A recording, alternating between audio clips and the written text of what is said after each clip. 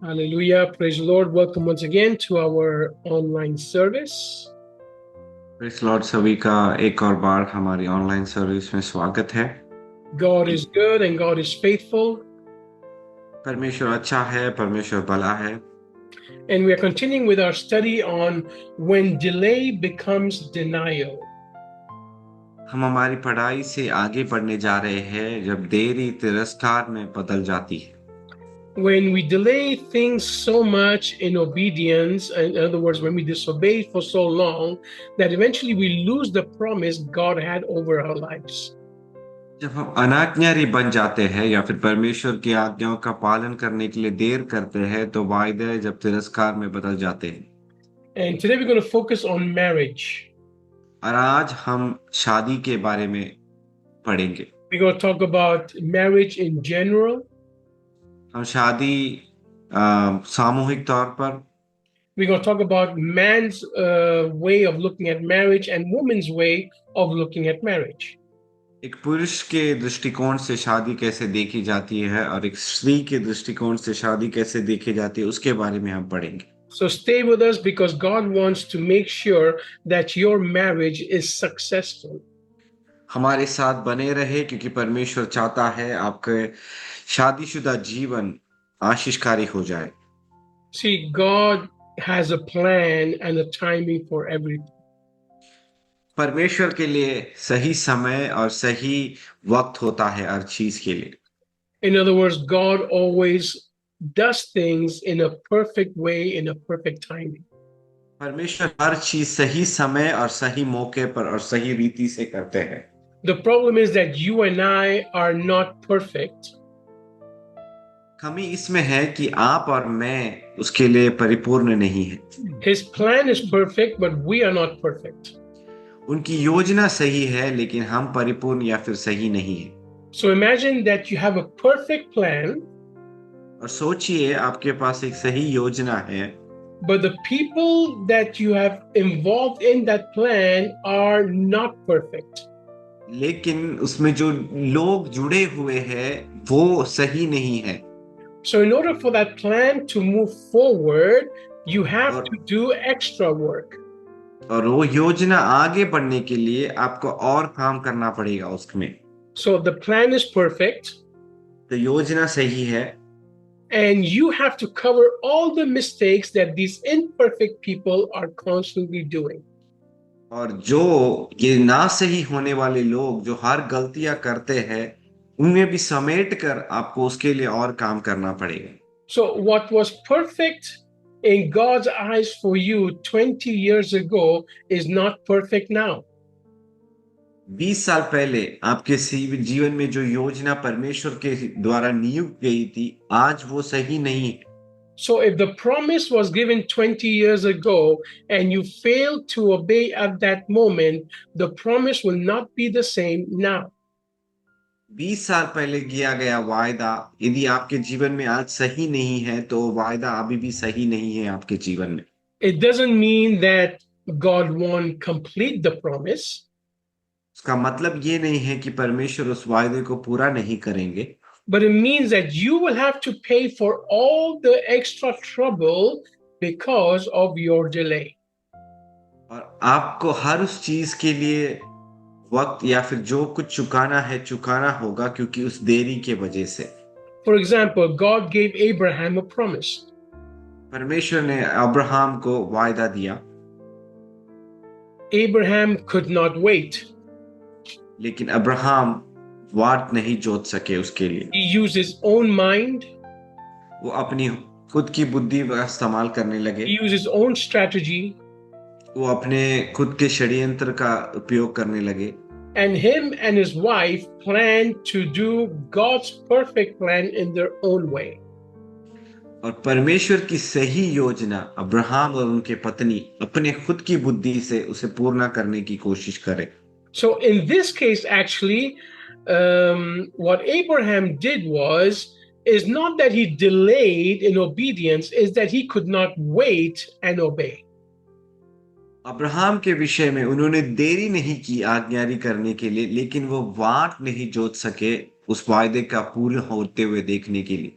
So him and his wife decided that Abraham should have a child with a servant. क्योंकि Abraham ने सोचा कि उनकी दासी के द्वारा उन्हें एक संतान पुष्टि हो सके। And Abraham got a son.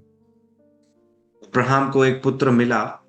But even then, in the Bible, in the book of Genesis, God says that this firstborn son is not the promised son. आमीन। उत्पत्ति के पुस्तक में आप देख सकते हैं, परमेश्वर कहता है ये पहलौटा, ये परमेश्वर के वायदे के द्वारा पहलौटा नहीं है। Even God goes further and says about Abraham's second son, he says, this is your only son. और दूसरे पुत्र के बारे में परमेश्वर कहता है कि ये ही तुम्हारा असली वारिस या फिर बेटा है। So Ishmael was the first son, Ishmael पहलौटा था, which was not part of God's promise. वो परमेश्वर के वायदे का भाग नहीं था। And Isaac was the second son, which God considered the only son. और इसहाक दूसरा बेटा था जो सिर्फ अब्राहम का पुत्र जाना गया था। So when there is a promise जब एक वायदा है and you divert from it, और उस वायदे से आप मुकर जाते हो, or you delay so much that you lose the perfect plan, या फिर आप देरी कर देते हो क्योंकि सही योजना में देर आ जाती है, God won't stop you. परमेश्वर आपको रुकाएगा नहीं। God will still complete his promise परमेश्वर अपने वायदे को पूरा करेगा with the blessings that have to go with that promise. और वो वायदे के साथ वो आशीष जाने के लिए, But the trouble that you have created for yourself, you will have to carry. जो समस्या आपने अपने आप के लिए बनाई है उसे भी आपको साथ लेकर चलना पड़ेगा। So God will allow you to have an Ishmael. इसके लिए परमेश्वर आपके जीवन में एक इश्माएल के लिए देगा अवसर। In other words, God will allow you to do things your way in your own timing. परमेश्वर आपके जीवन में आपके समय और आपकी योजना से काम करने देगा, But you will have to feed and maintain your Ishmael. लेकिन आपको अपने इस्माइल को खाना देकर उसे संभाल कर आगे चलाना होगा। So you might delay God's promise. इसके लिए आप परमेश्वर के वायदे में देरी ला सकते हो। You might use your own mind in all these promises. अपने खुद का दिमाग इस चीज में आप चला सकते हो, But if they're not done according to God's plan, लेकिन ये परमेश्वर के हित के हिसाब से योजना नहीं है। it will be more difficult for you than it is supposed to be. आपके लिए और संकीर्ण हो जाएगा या फिर ये आपके लिए आसान होने के बदले। See, the Bible has answers for everything regarding our life. वचन में हमारे जीवन के सभी सवालों के जवाब है। The Bible teaches us when we need to start working, Bible हमें सिखाता है कि कब हमें काम करना चाहिए when we should enter ministry full time, और सेवकाई में कभी पूर्ण समय प्रवेश करना चाहिए how long we should be in ministry, और कितने साल तक सेवकाई में होना चाहिए, when to get married, कब शादी करना चाहिए, when to have children, कभी बच्चे होने चाहिए, how to save for your future generations. और आगे की पीढ़ी के लिए कैसे हमें संभाल के रखना है। There is instruction for every area of your life. अपने जीवन के हर क्षेत्र के लिए वचन में हमें बताया गया। The problem is you and I are stuck with our own mind. लेकिन आप और मैं हमारी बुद्धि में हम अभी भी अटके हुए हैं। You and I are stuck with our own desires. हमारी खुद की अभिलाषाओं में हम आज भी फंसे हुए हैं। And worst of all, you and I are stuck with tradition. उससे भी खतरनाक है, रीति रिवाज में हम आज भी फंसे हुए हैं। And the same thing is affecting everybody's life in regards to marriage. और यही शादी के विषय में सबके जीवन में ये चल रहा है। People are either getting married too late, या तो लोगों की शादी देर से हो रही है, or they are getting married before they are ready to get married. या फिर उनके समय से पहले उनकी शादी हो रही है। And the Bible has many things to say about marriage. और वचन शादी के बारे में बहुत चीजों को बताता है। But many of us don't base our life on the Bible. लेकिन हम हमारे जीवन को वचन के आधार पर अपने जीवन को नहीं चलाते हैं। For example, most people think that God needs us to get married. क्योंकि बहुत से लोग सोचते हैं कि परमेश्वर चाहता है कि हम शादी करें। Not only wants us to get married, but needs us to get married. वो चाहते नहीं, वो ये सोचते भी है कि हमें शादी करना चाहिए। In other words, we think we need to help God in His plan for the world by getting married. हमें ऐसा लगता है परमेश्वर की योजना इस जगत के लिए पूर्त करने के लिए हमें शादी करना चाहिए। But if you read the Bible, you'll be surprised to understand that marriage is not for everybody. लेकिन यदि वचन आप पढ़ो तो आपको समझ में आएगा, विवाह या फिर शादी सबके लिए नहीं है। In the New Testament, marriage is not a commandment. नए नियम में शादी एक वायदा या फिर एक न्याय व्यवस्था नहीं है। Now, God gave this commandment to Adam and Eve. परमेश्वर ने ये व्यवस्था आदम और हव्वा को दी थी, Because God wanted to use Adam and Eve to procreate and fill the earth. क्योंकि परमेश्वर चाहते थे कि आदम और हव्वा शादी करे और उनसे से संतान पुष्टि होकर इस जगत में पूरी करे। That was His plan. वो उनकी योजना थी। He did not need them in order to fill the earth.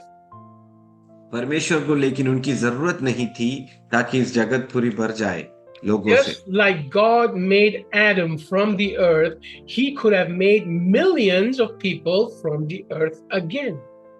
परमेश्वर ने जैसे मिट्टी से आदम को सजाया, वैसे लाखों लोगों को परमेश्वर सजा सकते थे मिट्टी में से। Now, in the book of Noah, in the story of Noah, नोआ की कहानी में we see that God destroys the whole of humanity. हम पढ़ते हैं कि परमेश्वर ने पूरी वंशावली मनुष्यों की पीढ़ी को नाश कर दिया। And the world we see right now, God repopulated only through one family that survived. और हम यदि वचन देखते हैं तो एक परिवार से परमेश्वर ने और संतान पुष्टि कर कर जगत में पूरा किया। So ask yourself this question. तो अब से आपसे ये सवाल पूछिए, Does God need you to get married and have children in order to populate the earth? तो क्या आपको शादी करना चाहिए और उससे संतान पुष्टि होनी चाहिए ताकि जगत में लोगों की संख्या बढ़ सके? No. नहीं। God doesn't need you to do that. हमारी जरूरत नहीं है परमेश्वर को करने के लिए। So stop forcing yourself to get married. इसलिए अपने आप को शादी करने के लिए जबरदस्त करना बंद कीजिए। Stop forcing yourself to have children. और अपने आप को संतान की पुष्टि होने के लिए अपने आप को जबरदस्ती ना करें। Now, is marriage a blessing? शादी एक आशीष है क्या? Yes.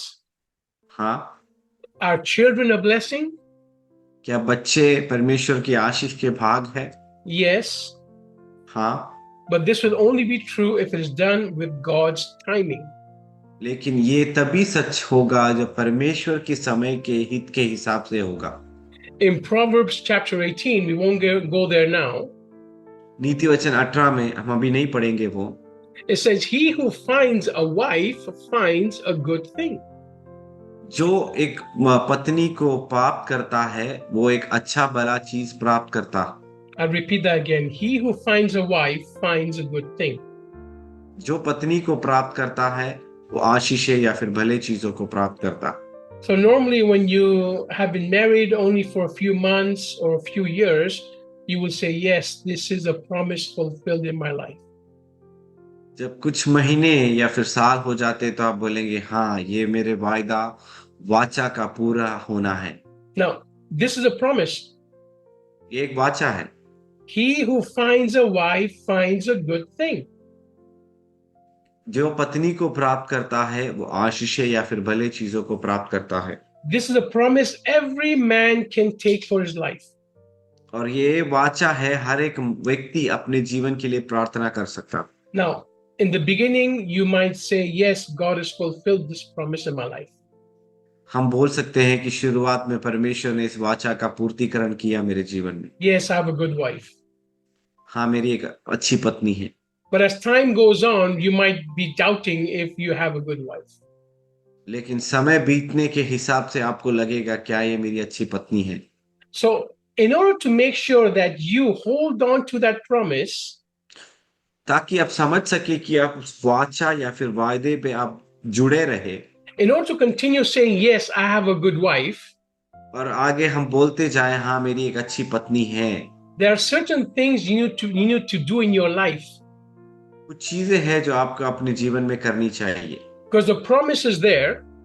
क्योंकि वाचा और वायदा है तो है, But if you don't walk according to the way God wants you to walk, you will not have that promise.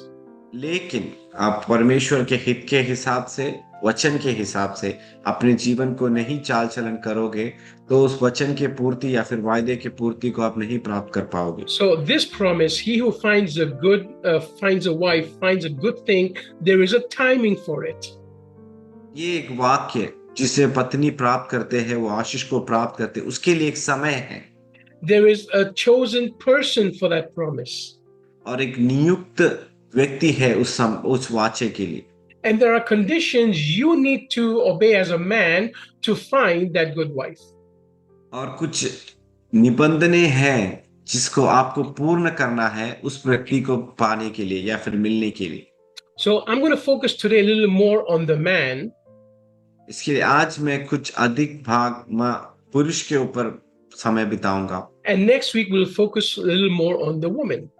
और अगले सप्ताह हम स्त्री के ऊपर ध्यान बढ़ाएंगे। Because many of us have got married out of time. क्योंकि हम में से कई लोग समय से पहले आप और मैं शादी कर चुके हैं। Either we married too immature, या फिर हमने तभी शादी किया जब हमें समझदारी नहीं थी उतनी, or we have married too late. या फिर हमने बहुत देरी से शादी की। That promise is still there that it's a good wife. वो वाचा अभी भी है कि वो एक अच्छी आशीषकारी पत्नी है। In other words, doesn't matter if you married too early or too late, you will still say you have a good wife. या फिर दूसरे शब्दों में ये मायने नहीं रखता कि आपने जल्दी शादी की या फिर देरी से शादी की, वाचा आपके जीवन में है परमेश्वर का। And the condition to be able to do that is that you walk correctly according to God's plan. और उस वाचे को पूर्ति करने के लिए ये समझदारी या एक व्यवस्था है, आप परमेश्वर के हित के हिसाब से चाल चलन कीजिए। If you read 1 Corinthians chapter 7, पहले कुरिन्थियों का पुस्तक 7वां अध्याय, take this time and you take your own time and read 1 Corinthians chapter 7. पहले कुरिन्थियों का पुस्तक समय लेकर मनन कीजिए 7वां अध्याय। Here there's a whole bunch of rules about marriage. यहाँ इतनी सारी व्यवस्थाएं बताई गई है शादी के बारे में। And this chapter starts off by saying it is good for a man not to marry. और ये वचन ऐसा शुरू करता है, ये मनुष्य के लिए या फिर पुरुष के लिए भला है कि वो शादी ना करे। And also it says it is good for a man not to touch a woman. और ऐसे भी बताया गया है ये मनुष्य के लिए, पुरुष के लिए भला है ताकि एक स्त्री को वो ना छुए। So how could you now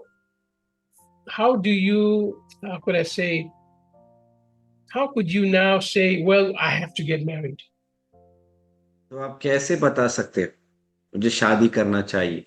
Society says you have to get married. हमारा समूह कहता है कि आपको शादी करनी चाहिए। Society says that if you want to truly enjoy life, you have to get married. हमारा समाज कहता है जीवन के आनंद का पूरा अनुभव करना है तो शादी करना चाहिए। The society says that to be complete in life, you have to get married. समाज कहता है तो जीवन परिपूर्ण होने के लिए शादी करनी चाहिए। So take your time and read these verses because it will give you the right mindset about marriage. इस समय को लीजिए और उस अध्याय और वाक्य को समझिए कि शादी किस मायने में हमें समझनी चाहिए। The purpose for marriage here in this chapter says, if you cannot stop yourself from desiring women physically, then get married so you don't fall into sin. इस अध्याय में इस तरीके से उसे समझाया गया है, यदि तुम्हारी मन की अभिलाषा है एक स्त्री की ओर, तुम्हें उसे काबू नहीं कर पाते हो, तो शादी कर लो।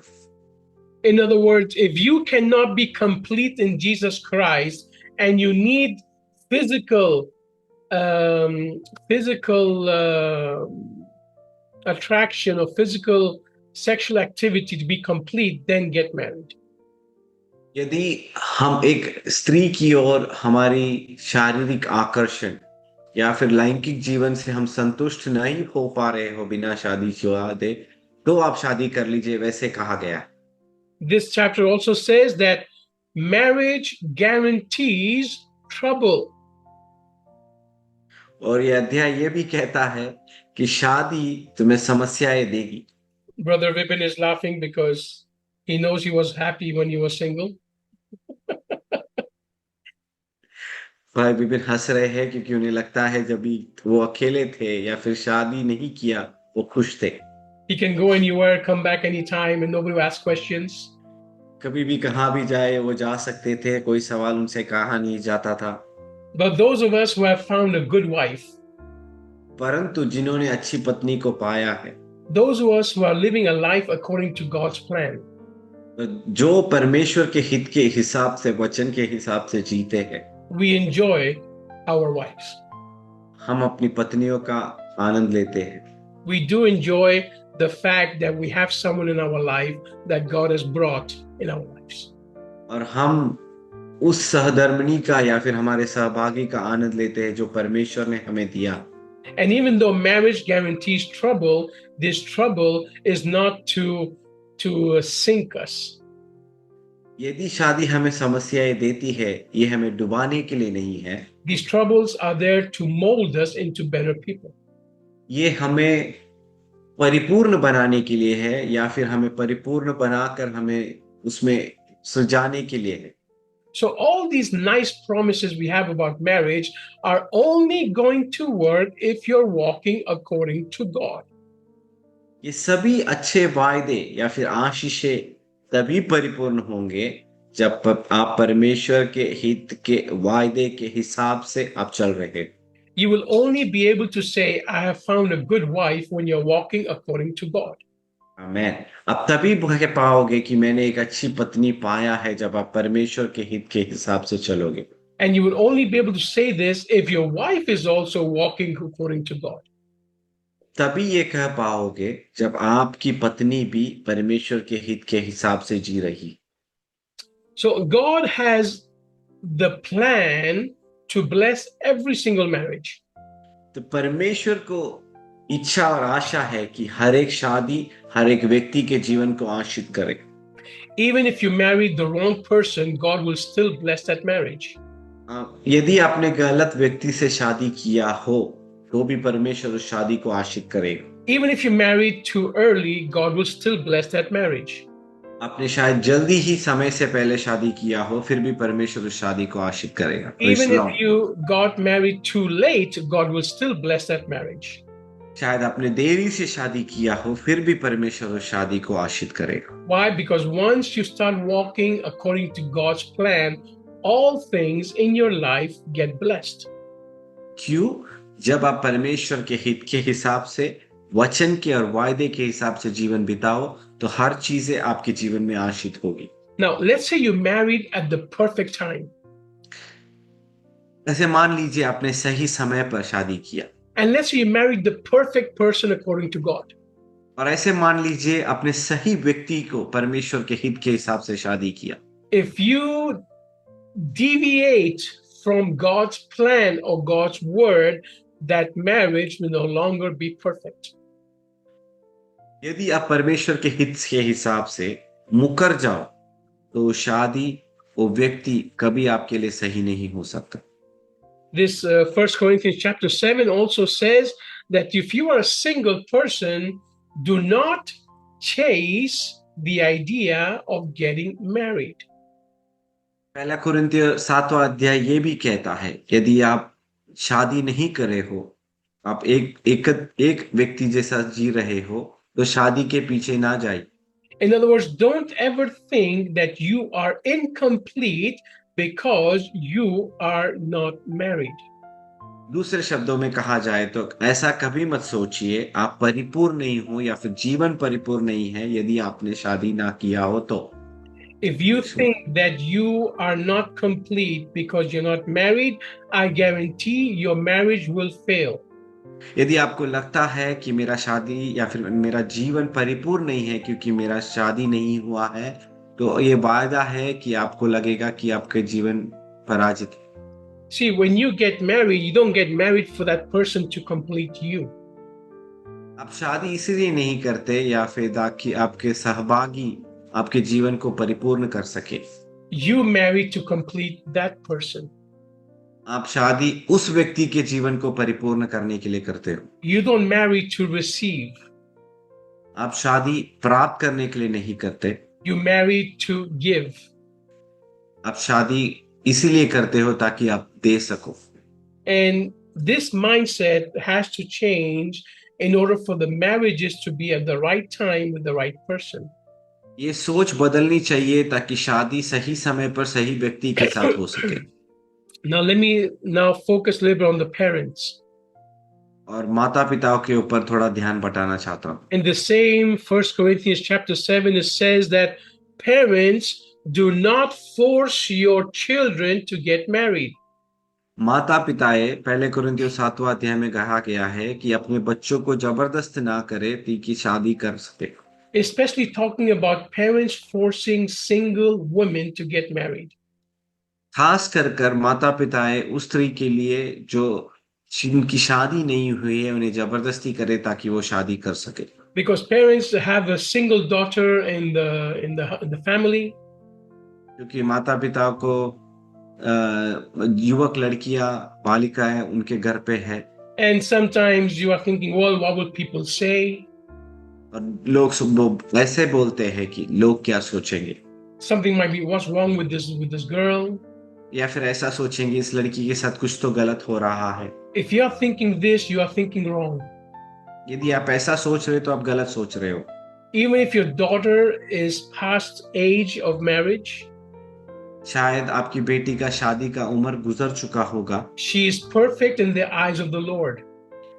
परमेश्वर की दृष्टि में वो बहुत ही सही है। She does not need a man to be complete. उसे एक पुरुष की जरूरत नहीं है ताकि उसका जीवन पूर्ण हो जाए। It has to be her decision to get married. ये उनकी इच्छा होनी चाहिए कि उनकी शादी होनी चाहिए। Because if you force her by society, you are doing a wrong thing. यदि आप समाज के हिसाब से उसे जबरदस्ती करें तो आप गलत कर रहे हो। In this chapter, it says that if you force her to get married, it is wrong. यदि आप उसे जबरदस्ती करो शादी करने के लिए तो वो गलत है। And even if you make her get married, it is not wrong. In other words, the Bible says, don't force her upon them. It's okay if they marry. It's okay if they don't marry. वचन कहता है कि उन्हें जबरदस्ती ना करे, यदि वो शादी करे तो सही, ना करे तो भी सही है। In other words, they are blessed no matter what they do.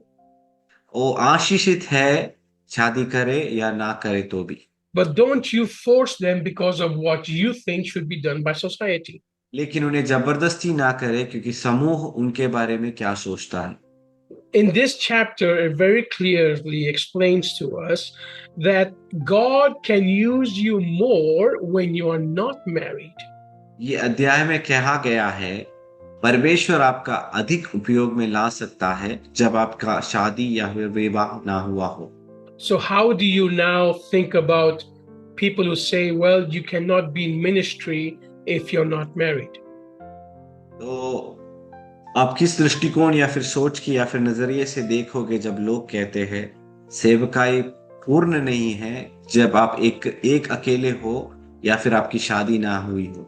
Now, we will talk about this later on because we'll talk about ministry and how you can lose the purpose of ministry in your life if you delay too long. ये हम आगे ध्यान में रखेंगे और हम उसके बारे में मनन करेंगे, सेवकाई और कैसे सेवकाई करनी चाहिए और उसके बारे में। But the fact here is that if God wants to use you where you are, He doesn't need you to be married in order to use you. परमेश्वर यदि आपका उपयोग करना चाहता है, उसके लिए आपकी शादी हुई हो या ना हुई हो, वो मायने नहीं रखता। Now, if God has a plan for you with your husband or your wife, then He will make sure you get married first. आमीन।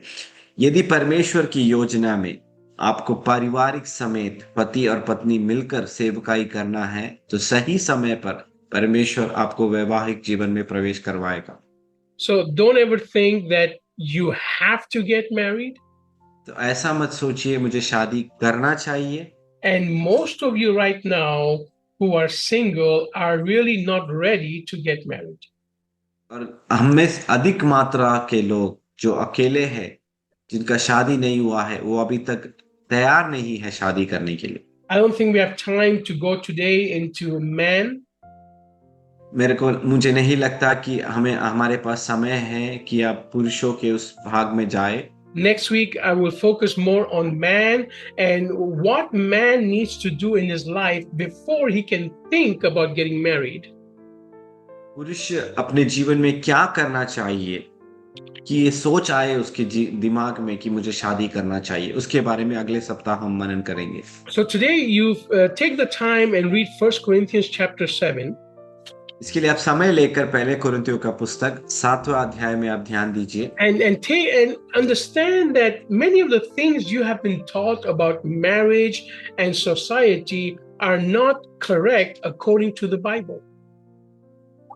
उस भाग को पढ़कर आप ये समझिए कि समाज, समूह, व्यक्तियां क्या कहते हैं सही नहीं है वचन के हिसाब से विवाह के बारे में। You see, your wife does not complete you. हमारी पत्नी हमें पूर्ण नहीं करती, Your husband does not complete you. या फिर आपका पति आपको पूर्ण नहीं करता। It is Christ who completes you. आमीन। यीशु मसीह आपको पूर्ण करता है। When you join with your husband or your wife, you have to join them as a complete person in Christ. जब आप मसीह में जुड़ जाते हो, पति या फिर पत्नी, यीशु मसीह आपका उस नींव है जिसके द्वारा आप परिपूर्ण हो जाते हो। Because you cannot make your husband or your wife your God. क्योंकि पति या फिर पत्नी आपका प्रभु या फिर देवता नहीं हो सकता आपके You जीवन में। cannot make your husband, your wife, or your marriage your purpose in life. आपका पति या फिर आपकी पत्नी या फिर आपका परिवार आपके जीवन का उद्देश्य नहीं हो सकता। Your husband and your marriage is your responsibility when you're married. जब आपका शादी हुआ हो, आपका पति या फिर आपका परिवार हमारे जीवन के उत्तरदायित्व का भाग है। Your husband, your wife, and your marriage is a place where you can serve in your life. पति, पत्नी और पारिवारिक जीवन परमेश्वर की सेवकाई में भागी होने के लिए एक उद्देश्य बन सकते हैं। But it can never become your identity. लेकिन वो कभी नहीं आपका व्यक्तित्व बन सकता है।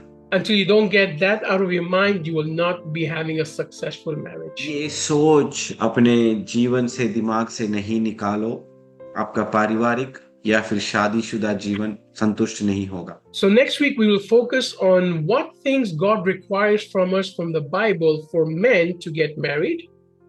हम अगले सप्ताह ये ध्यान में रखेंगे या फिर पढ़ेंगे कि पुरुषों को क्या करना चाहिए, क्या मन में रखना चाहिए शादी करने से पहले। And we will look at what women are required to be like in order to have a successful marriage.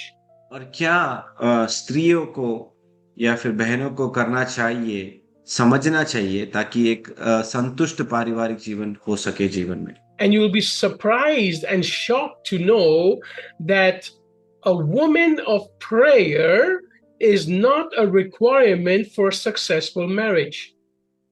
और एक प्रार्थनाशील स्त्री एक परिपूर्ण वैवाहिक जीवन के लिए जरूरी नहीं है, ये समझकर हम चौंक जाएंगे। If you pray, it is for your own connection with God. यदि आप प्रार्थना करते हो वो आपके मसीह के साथ के संबंध के लिए है। But when we read the word, you will understand that a woman that is appreciated by the husband, in that list, nowhere will you find that she has to be a woman that prays all day and all night. यदि जब लेकिन उस भाग को हम पढ़ेंगे, एक पुरुष जो अपने स्त्री या फिर पत्नी के बारे में, उसकी गुणों के बारे में बताता है, उस लिस्ट में हम कभी ऐसा नहीं पढ़ते कि वो पूरा दिन उसे प्रार्थना में करे, तभी वो एक अच्छी स्त्री बन सकती है या फिर पत्नी बन सकती है। I won't tell you where that is right now in the Bible, मैं आपको नहीं कहूंगा वचन में किस भाग में है वो, because I want you to get connected with me next week and the week after. ताकि आप मेरे साथ अगले सप्ताह और उसके आने वाले सप्ताह आप हमारे साथ जुड़े। So I'll keep the suspense. इसके लिए मैं उसे सस्पेंस में रखूंगा। So I trust that today you have understood that God has a timing. मैं विश्वास रखता हूं कि आप आज समझ गए कि परमेश्वर को एक समय है, God has a plan परमेश्वर को एक योजना है, in order for the promises to be effective in your life. ताकि उस वायदे आपके जीवन में हो जाए। God bless you. परमेश्वर आपको आशीष करे।